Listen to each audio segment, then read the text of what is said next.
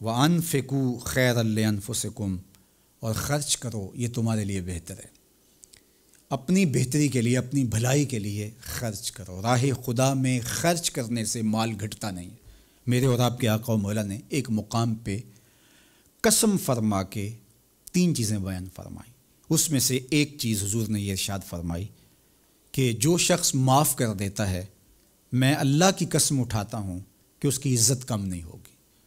دوسری بات یہ ارشاد فرمائی کہ جو مانگنے لگ جاتا ہے، سوال کا دروازہ کھول لیتا ہے، اللہ اس کے لیے محتاجی کا دروازہ کھول لیتا ہے۔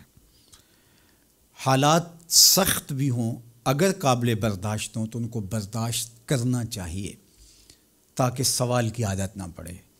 انسان مخمصے کی حالت میں ہو، مجبور ہو جائے تو وہ ایک الگ بات ہے، مخمصے کی حالت میں سوال جائز ہو جاتا ہے، لیکن اگر حالت مخمصے کی نہ ہو تو پھر سوال نہیں کرنا۔ تھوڑی سی مشکل آئی اور اناج بٹتے ہوئے دیکھا تو خود بھی سوالی بن کے جا کے کھڑے ہو گئے، جبکہ ہمارے گھر کے اندر اتنا کچھ موجود تھا کہ ہم گزر کر سکتے تھے، لیکن مفت کا مال ہے لہٰذا کوئی حرج نہیں ہے، تو پھر آہستہ آہستہ انسان اس کا عادی بن جاتا ہے۔ اللہ اس وقت سے بچائے کہ ہم محتاج ہوں اور ہمیں عملاً اس جگہ پہ آنا پڑے، اللہ سب کو محفوظ فرمائے۔ لیکن اگر حالات کچھ تلخ بھی ہوں تو پھر بھی اگر آپ دیکھیں اپنے آپ کو کہ کیا ہم ایسی جگہ پہ تو نہیں ہیں کہ ہم سوال کرنے جائیں، تو باہر ایک ماحول دیکھ کر کے تو لپک پڑنا، تو اس سے آپ کی طبع کے اندر سوال کی عادت پیدا ہوگی۔ تو اس لیے جو مانگنا شروع کر دیتا ہے پھر اس کے لیے محتاجی کا دروازہ بند نہیں ہوتا، الا یہ کہ کوئی سخت مجبور ہو جائے تو شریعت اس کو اس کی اجازت دیتی ہے۔ تیسری بات میرے اور آپ کے آقا و مولا نے جو قسم کر کے کہی، ما نقص مال عبد من صدقہ، کہ صدقے سے بندے کا مال کم نہیں ہوتا۔ آپ کا اکاؤنٹنٹ کہتا ہے کہ اگر اتنے پیسے اتنوں سے نکال دیے گئے تو باقی اتنے بچیں گے، کیلکولیٹر کا حساب بھی یہی ہے، لیکن میرے محبوب فرماتے ہیں کہ میں ضمانت دیتا ہوں کہ صدقے سے مال کم نہیں ہوتا۔ تو اس لیے تم راہ خدا میں خرچ کرو گے تو میرا رب کہہ رہا ہے خیر لانفسکم، یہ تمہارے لیے بہتر ہے۔ تمہیں لگتا ہے کہ اتنے کم ہو جائیں گے، لیکن ایسا نہیں ہے۔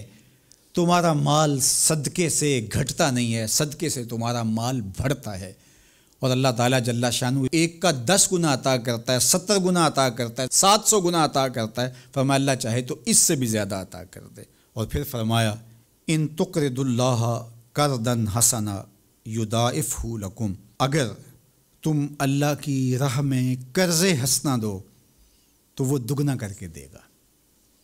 اچھا، یہ کیسا اللہ کا انداز بیاں ہے کہ خود مال دے کے خود کہہ رہا ہے مجھے قرضہ دو، اور پھر خود کہتا ہے میں دگنا دوں گا۔ دیا ہوا کس نے ہے؟ اسی نے، اور کہتا ہے کہ جو میں نے تمہیں دیا ہے اس سے مجھے دو، اور میں پھر اس کو اپنے دیے ہوئے مال سے دیے گئے مال کو دگنا کر کے تمہیں لوٹاؤں گا۔ اللہ اکبر۔ اور پھر فرمایا وَيَغْفِرْ لَكُمْ، اور تمہیں بخش بھی دوں گا۔ واللہ شکور حلیم، وہ شکر گزار بھی ہے اور حلم والا بھی ہے۔ اللہ اکبر، وہ بردبار بھی ہے، وہ تمہارا شکر گزار بھی ہوگا، تمہیں دگنا کر کے بھی دے گا، تمہاری مغفرت بھی کر دے گا، اور تمہارے مال میں کمی بھی نہیں آنے دے گا، اور یہ بہتر بھی تمہارے لیے ہوگا۔ یہ تمہاری آزمائش تھی، تمہارا مال تمہیں دے کر تم سے مانگا، اور جس کے لیے مانگا اس کو اللہ ڈائریکٹ بھی تو دے سکتا تھا، لیکن کہا کہ اس کی آزمائش ہے کہ اس کو غربت کی بھٹی میں ڈالا گیا۔ تمہاری آزمائش یہ ہے، تمہیں فراوانی دی گئی۔ اب دیکھیے کہ وہ آزمائش میں پورا نکلتا ہے، تم آزمائش میں پورے نکلتے ہو، دونوں آزمائش میں پورے نکلتے ہیں، یا پھر تم نامراد اور ناکام ہو جاتے ہو۔ اللہ اکبر۔ اللہ جل شانہ پورے عالم کے اوپر پھیلی ہوئی وبا کو دور فرمائے، بالخصوص امت مسلمہ کی خیر کرے، اور میرے وطن پاکستان کو امن کا، نور کا، رحمت کا گہوارہ بنائے، اور یہاں نظام رسول کی بہاریں پیدا کرے۔ اللہ ہمیں معاشی بحرانوں سے نکال کے معیشت کا استحکام عطا کرے، اور ایک دوسرے کے لیے جذبہ احساس، جذبہ ہمدردی اور راہ خدا میں خرچ کرنے کا جذبہ فراواں ہمارا مقسوم کرے۔